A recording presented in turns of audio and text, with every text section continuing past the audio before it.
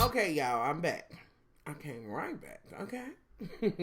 To talk about the pastors, preachers of Atlanta, honey. Now, I am going to handle this the best I can. So far, I have been disappointed with each and every preacher show that they've thrown out there, including the prophetess, which was the biggest pile of mess that I ever seen in my life. A bunch of screaming ass women doing too much as usual. This one though is a little bit different. I'm not fully versed on their names, and I may not be all the way to the end. Y'all know what it is. We have two female pastors, and the rest are male. One female pastor, she apparently is the one that will go out and hand out cigarettes and condoms. It's her claim to fame. Not claim to fame, but her, outlook on it. I'm going to meet them in the highways and the byways. Is basically what she's given. Now, I think that I'm going to be interested in this one because of the issues they're dealing with. If I had to pick one that I'm just not looking forward to hearing his story, and I'm going to be real and just say that I am so irritated with the way the police are and the way they have shot down and killed so many of my brothers and sisters that I felt myself, even if he was saying something beneficial, I couldn't see it. You know what I mean? He gives me control freak, which you would have to be at some point to a certain extent to be in that position, in my opinion. That's mine, not yours, mine. I'm just not here for him right now. I'm not here for him right now. He may add something to it. I don't know. As for Miss Cigarettes and Condom, she said I cuss and this and that and other. And I felt myself thinking, I have said umpteen times how much, and I still stand on it. I know it ain't no me without the Father.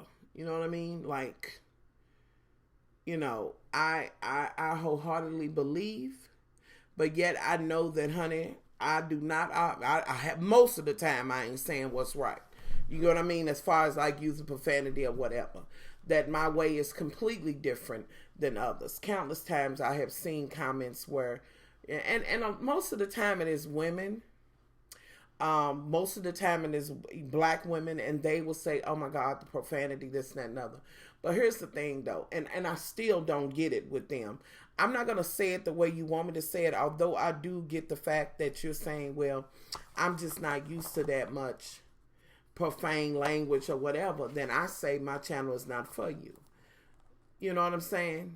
Like, and then they'll say, well, how can you talk about the Lord and this and that and other, and, and say you love him, but you use profanity, and yada, yada, yada. This is the issue with the church as far as I'm concerned. And I think they spend more time pointing out others' faults than they do trying to find out about the Father, Son, and the Holy Spirit. Okay? They spend more time checking off what somebody else is doing than checking their damn self. Yes, to a certain extent, you ought to keep your Christian community, I hold them up to a certain standards. But just because you sit 3 pews in front of me don't mean you're going to get in there, make it no quicker than I do. You understand what I'm saying? This is the problem. Another problem that I find in the church, and I think this is why I'm going to like this one, is I don't deal with the pulpit pimps. It is a money racket to 85, if not 90% of the pastors out there. And I don't care who watches this and says it's nothing different.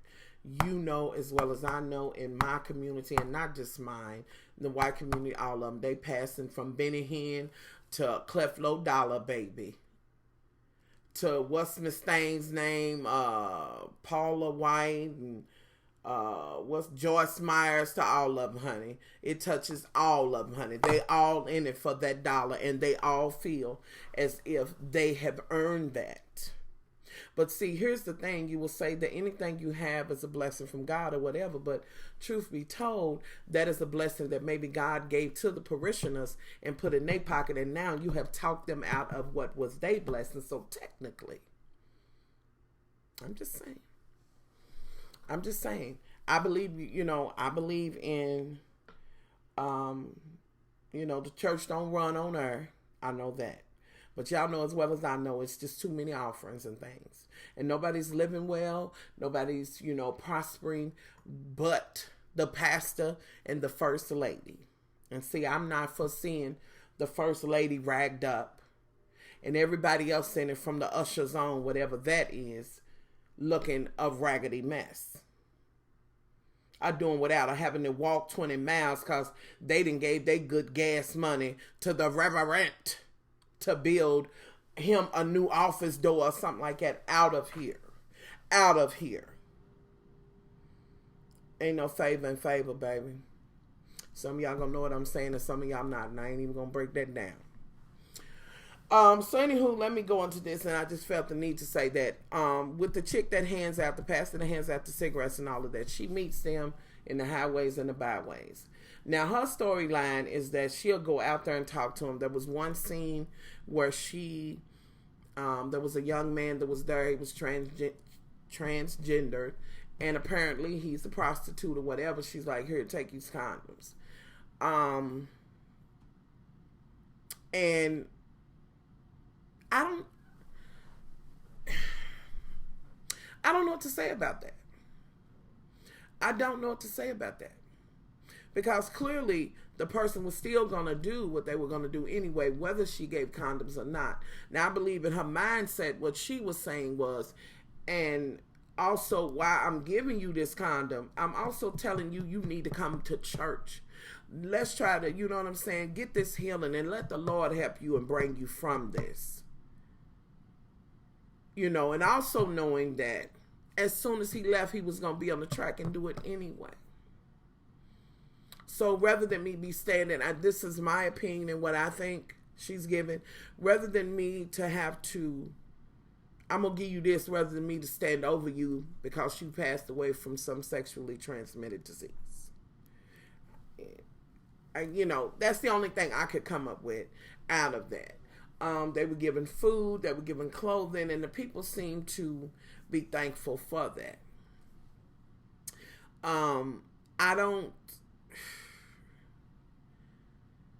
I get where she's coming from, but it does not speak to the discipline of the church. So this is why she would be unorthodox as far as they're concerned. Also, she's dealing with an issue within her life with her husband, with child. I ain't in the business telling nobody to leave their husband, baby, but pray about it. The husband, apparently there's a young woman that says that she is pregnant. I'm gonna have to do my little research and kind of look not that deep. I'm really okay with just seeing it on the show or whatever. Everybody's business ain't everybody's motherfucking business. Just to see, because she did make a statement that when they met up, which I'm trying to understand, that she was sitting in her house, and I'm just trying to understand, do they live with you, or you live with somebody else, or what the fuck is going on? And she's like, and y'all know I'm gonna try my best not to use profanity while talking about this. I'm sorry that I said that, because I know what I'm talking about. So it is, but what is going on? I'm going to have to think of some other words, okay? What is going on with everybody in there? Like, I couldn't even think straight with that. At a point, they trying to get her schedule. Husband's pulling her one way, and he's like, "You gonna pencil me in for some time?" She's kind of saying, "Oh, well, I'm blank," and all I'm thinking about, which as he was saying it to me, it was just cold for when we gonna get down and do dirty. She's like, "Honey, until you can work that out," like I'm just layman terms to what I thought, until you can work that out. Well, Miss Honey Cabbage that's claiming that's your baby, get the maternity test, which I'm like, as I'm listening, And I further see down, my ear is just, what that mean when your ear itch, y'all? Did I say somebody's coming? Later on, you say she's been, because when y'all meet up and y'all have lunch and this and that and the third, and I'm wondering, he's coming from one spot, you coming from another, so are y'all not living at home together? What, what's the take?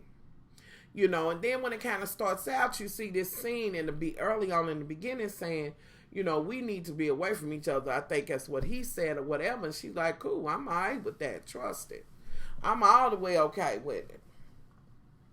But y'all go and meet up. He's late. He comes in, kicking like he right or whatever. And as you said, you brought this to my doorstep. I'm the one that's on social media and they dragging me. Because she's kind of after her. And I'm thinking, didn't she say that she sings or whatever? Or something like that. I think so. So as they talking, he is kind of nonchalant about it.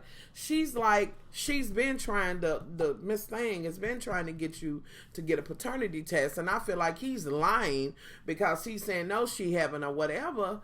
Like, it seems to me like she's saying, the pastor's saying, let's find out if this is your child, let's love it, let's move on and keep it moving. Now, here's my thing. It's a lot of women that could not embrace nor do that. But what she did say when she was talking about how she grew up, she was out there in them streets smoking weed, doing this and that and other. She's meeting people where they at or whatever, what have you. So she's seen things and been through some things. He says she's not being supportive. Well, this is what I got to say to you, Ninja. Your ass shouldn't have been out there in the streets or whatever you was doing. I don't know, whatever the hell. Or maybe is that this is somebody, because apparently the young lady, I don't know if she's in New Jersey or whatever, because they brought that up. Maybe this is a child that's been out there and you ain't trying to take care of it or whatever. But still, this is your issue. Sit your highfalutin balls down. That's what I'm going to get you to do in Jesus' name. That's what I'm going to do. I'm going to rebuke you, honey, in that old mind that you got, honey.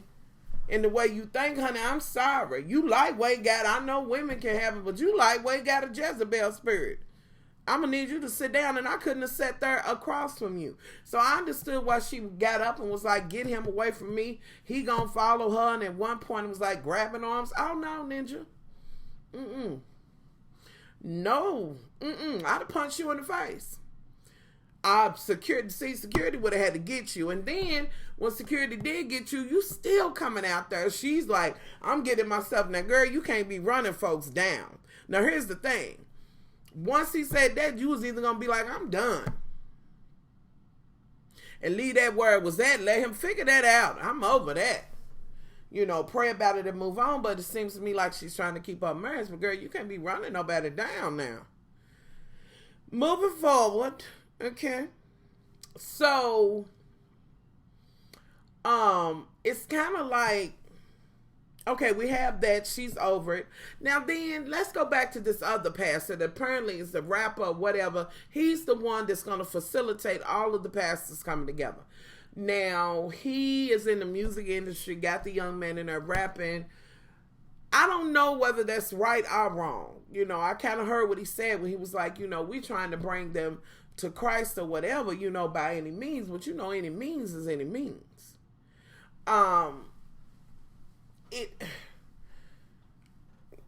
He gave me a pimpish feel. He gave me that a little bit. But then later on, I began to see him a different way.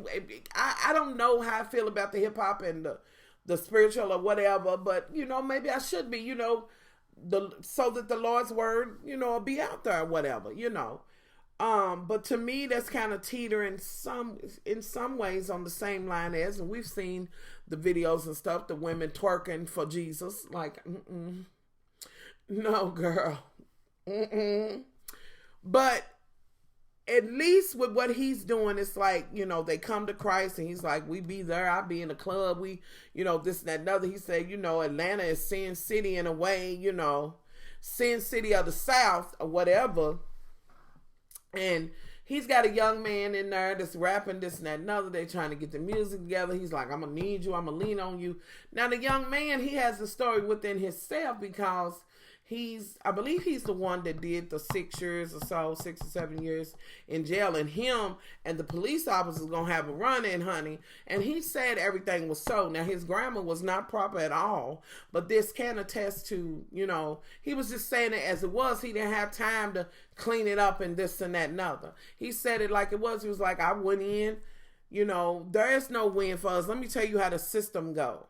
For us, as this pastor who's the police officer and the pastor, the one that I believe is controlling, like, I don't know, whatever, we're going to move past him.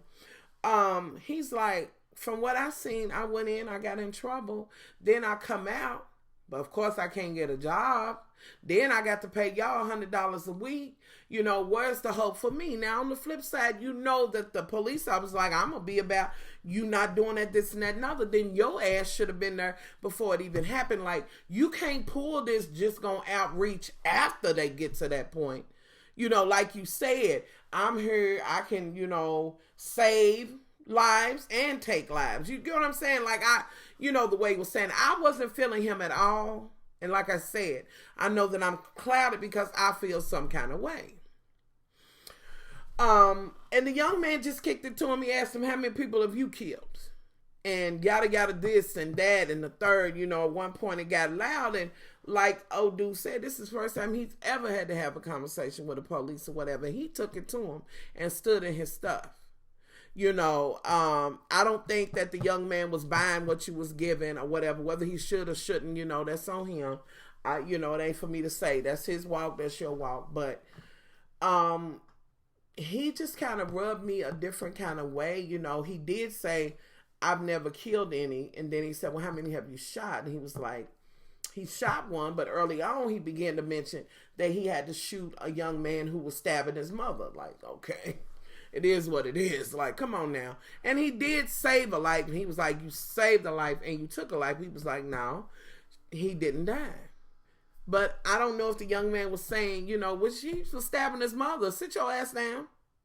To the young man that came to him. I felt what you were saying, but what? Like, I get that. And I also, don't get me wrong when I say I'm not really feeling him. I get what he's saying. Think about what you're doing before you do it. Try not to do the things that's going to get you in a position, is what he's saying. But on the flip side, the young man is saying, look, the shit is stacked against us from the door. You know what I'm saying? And basically, I'm going to put it in this terms. A young man might say, I ain't ate in a week. I'm just saying some real stuff. I ain't ate in a week. He didn't say that, but I'm giving y'all an example. I ain't ate in a week.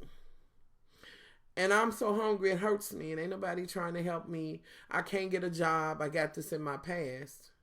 And even in jail, I at least got 3 hots and a cotton. We all know that I don't care what they say. Yeah, you taking that out of society, but you also, honey, jail and penitentiary is big business. It's about money. They make them work and make all of this shit that people overpay for or whatever. They get pennies for making some of the designer shit that y'all going in the store paying hundreds, if not thousands of dollars for. That bullshit. And he said, I ain't ate, so I go in there and take a loaf of bread and a bag of bologna. You know what I mean? Like, I'm saying, it's two sides to it. People sit all the time. I don't even go on my local news. I used to and look at their Facebook page. Child, I done got into too many motherfucking altercations with them motherfuckers over there, because everybody, if it's something black that happens, it is all them and they and this, that, and other. If I start pointing out hillbillies and they motherfucking inbreeding ass shit that they do, and I am speaking to Kentucky, they never want to see that. They don't want to take in consideration. All they assume is anybody that was black that did anything is they all bad. But when in the beginning treachery started with you, as it pertains to the United States. But I'm going to digress and I'm going to come out of that. But the young man was trying to tell that I get on both sides. But again, and that's me, I'm just not feeling the police officer pastor right now. Now, somewhere in the midst of that, we got Miss Tutu. Miss Tutu has started her ministry. I'm thinking the way I got it is she started her kind of got on social media, and that's where her things grew. Her family had a church, mother, dad had a church, or whatever. She's gonna take over, but they don't want her to take over. She apparently preaches in tutus and high heels. Okay. And she was a victim of domestic violence and this and that and other. She speaks to that, and she definitely has a a calling as it pertains to helping women that have been in domestic violence. I would hope that she would extend that to men as well, because they can be in domestic violence as well.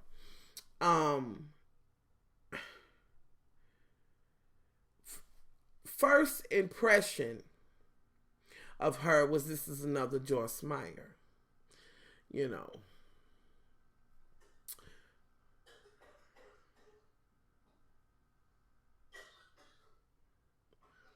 Okay, my husband's copying her. You alright? You sure? I have to cut this shit. Huh? You okay? Well, get up and get you some water or something.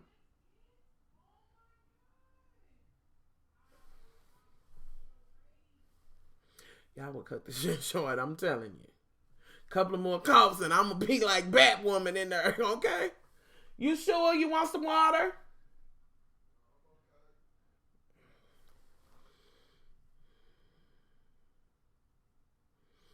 I don't know. One more cough, that's it. Let me go on with this, honey. On first glance, I'm kind of Joyce Meyer, and no, actually not Joyce Meyer. What's the other one's name? They kind of resemble. I like her haircut and stuff, though. I don't know where I'm at with the tutus, but walk through Girl in Your Heels and, be about it and reach out to them and be on fire for the Lord. And, on one end, to me, and I guess this video is really my observation of what's, of this group. On one end, I feel like she's given, I've been through something. She also mentions that she has been married, divorced, I think 2 times or whatever. She's married now, but she has been divorced. One of the husbands was the one that beat her and was in alcoholism and yada, yada, yada. And that she's not the orthodox one. She's motorcycles, tutu heels, and this and that and other. She's coming through, giving you a southern twang. And I know that she has been, in my community, because I can tell it in her dialect, somewhat. So she gives you that. I'm getting over, I'm fighting through it, I'm trying to fight others. But then there's a scene where she's talking to a girl whose husband is cutting a whole food. And it's like she extends herself to her, and it seems like she's helping her. But then later on, they go through this whole thing where they begin to, and this is what really got my attention, where they begin to talk about issues and what their different ministries are. As it came to Miss Cigarettes and Condoms, it was like, how do it work? The dude sitting next to her, he's all in his feelings. He's a swole in the name of Jesus, and everything is like, how do that work or whatever. Oh, dude who I told you had the music thing and the whole rap stuff. He's the one that's facilitating and giving everybody room to talk. Now, he had already talked to her and asked her to come, yada, yada, yada. She's explaining, she's like, that's not all I do.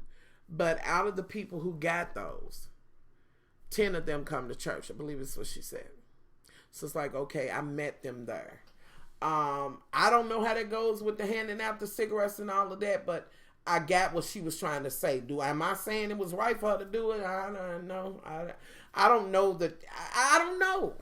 I don't know.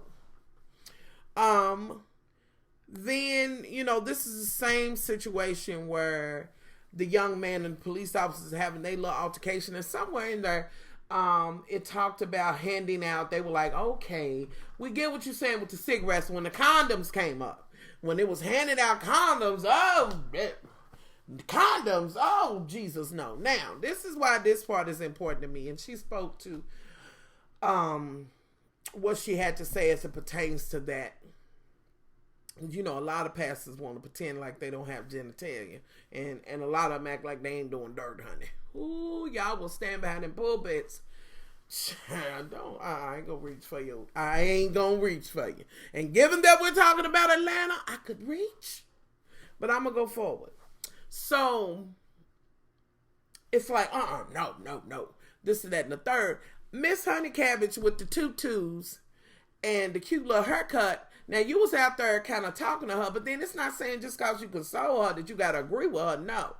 But it was kind of like, no, I disagree with that. I'm going to be the light and this and that and other. I'm not going to tell him it's okay. Said the woman who's been divorced multiple times. Now, I get why you divorced one, but we ain't quite got into the other one. Okay? So I might get you to pull that stone back as you fix your lights or whatever. You threw me off on that one. You threw me in that one. Miss Honey Cabbage down there with the cigarettes and the condom, she's like, look, I did that. I'm trying to tell them to do not do that. But the realness of it is they will do it anyway. So I don't know if her point was, as I'm handing them this condom, maybe I can speak to them and hopefully they'll say, nah, don't even give it to them. Give it to me after you talk to them about the Lord and this and that and other and how to change. You may not get them this day. Yeah, they took the condoms for 2 days. 2 times. But on that third time, they may not. So I don't know. Miss Hallelujah Tutu, she threw me. Then that kind of ushers in the situation with the young man who has, and I've seen his father before, which I didn't understand how y'all didn't know your daddy was gay. I'm sorry. Maybe as a young man coming up, you didn't see that, but moving forward, we're going to move forward because I'm going to get, I understand trying to, not deal with those feelings and say, listen, I may feel this way, but I ain't going to move on or whatever. But this thing with marrying and thinking, having children and this and that and other and starting churches is going to ooze you up out of it, but yet you're still laying up with men. It's just not the tea. It's just not the tea. Figure it out. Work that out. But the son was like, we put too much on this sexual and this and that and other, and then swole in the name of Jesus. Like, so what you say? That's what the Bible's doing. And this is what we talking about. He looked like he need a piece of ass right then. But we gonna see, y'all. This gonna be a real show to be talking about. It's like, now we talking about gays. Your daddy a head of a church. Gay. So here we go. Because ain't nowhere in the world we talking about Atlanta pastors and we ain't gonna dabble in some gay. We're going to dabble in some gay. We're going to dabble in some trade. And it's like, ain't no way, and blah, blah, I just ain't going for that. I might could look, sister, take some more condoms, but I'm just not going for that. It's like there's no rules. It's like everything's okay, and I get what he's saying. But, it's like, again, here we are with the church wanting to pick and choose. They want to point fingers, but they won't be some gluttonous ass, shrimp-eating ass mofos. I'm just saying, and although I know the son was saying that, that was for the Jews. We are under the new covenant. There's several things that I can point out that, come on now. That, okay, we're going to pick and choose what we're going to, we're going to allow and maybe say, well, we're going to overlook that one. Y'all, most of the churches is willing to overlook it if you can sing. Head of choir or something. I ain't even getting into that. But anyway, so we're going to have this whole situation go on. The conversation went on with the young man and the police officer, which he's married. His wife has a child with him, and then he's got this extra daughter, that the wife had prior to them getting together. Okay. Let me see. The one that's bringing them all together, apparently he's married. He's married and his wife is pregnant. Let me see. I don't know too much about there was 2 white guys that was there, younger. I know the one, his father, and maybe they were brothers. Or maybe the other one was Tutu's son. At any rate, we still feeling our way and trying to find out about them. This is definitely going to be festive.